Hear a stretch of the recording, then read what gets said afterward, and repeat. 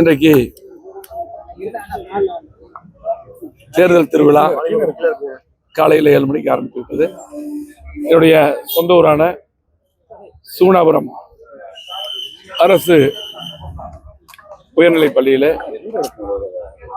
நான் என்னுடைய வாக்குகளை அளித்து ஜனநாயக கடமையை ஆற்றினோம்.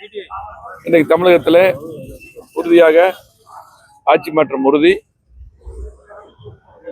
கிட்டத்தட்ட 210 தொகுதிகளை வென்று அதிமுக கூட்டணி என்டி ஆதரவுடன் அதிமுக கூட்டணி 210 தொகுதிகளை வென்று எடப்பாடி முதலமைச்சர் வருவார். மீண்டும் கோவைக்கு வளர்ச்சி, தொண்டாமுத்தூர் தொகுதிக்கு வளர்ச்சி. தொண்டாமுத்தூர் தொகுதியிலே மிக அதிகமான வாக்கு நான் வெற்றி பெறுவேன். அதே போல கோவை மாவட்டத்தில் அவனாசி சேர்த்து 11 தொகுதியும் நாங்கள் வெற்றி பெறுவோம். நீலகிரி, திருப்பூர், கோவை 3 சேர்ந்து 21 தொகுதியும் வெற்றி பெறுவோம். தமிழ்நாடு முழுவதும் 210 தொகுதிகளை வென்று எடப்பாடியார் முதலமைச்சராக வந்து புரட்சித் தலைவர் எம்ஜிஆருடைய ஆட்சி, அம்மாவுடைய ஆட்சி எடப்பாடியார் தலைமையில் அமையும். கண்டிப்பாக மீண்டும் நல்லாட்சி மலரும்.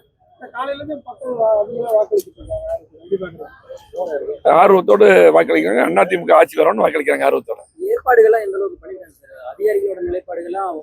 அதிகாரி வந்து பாத்தீங்கன்னா ஏற்பாடுகள் பண்ணாலும் கூட இன்னும் திருப்தியா சில இடங்கள்ல இல்லை. காலையிலும் கூட பாத்தீங்கன்னா கவுண்டம்பாளையம் தொகுதியில் சில இடத்துல காலையில நிறைய இடத்துல அந்த டோக்கன் இஷ்யூ பண்ணியிருக்காங்க.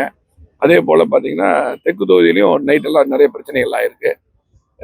இதெல்லாம் வந்து பாத்தீங்கன்னா போலீஸும் அதே போல அதிகாரிகளும் வேடிக்கை பார்த்துட்டு இருக்காங்க.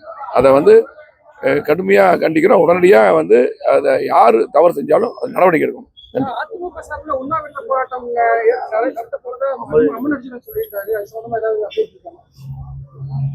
உண்ணாவிரத போராட்டம் ஓ அப்படியாமா? இல்ல அவருதான் நிறைய பாதிச்சிருக்காரு. அந்த தொகுதியில நிறைய பாதிச்சுங்காட்டி அவர் டிஸ்கஷன் பண்ணிட்டு என்னன்னு கட்சி முடிவு பண்ணோம். ஆகவே இன்னைக்கு தேர்தல் ஆணையமும் போலீஸும் இன்னும் கொஞ்சம் வேகமா வேலை செய்யணும்.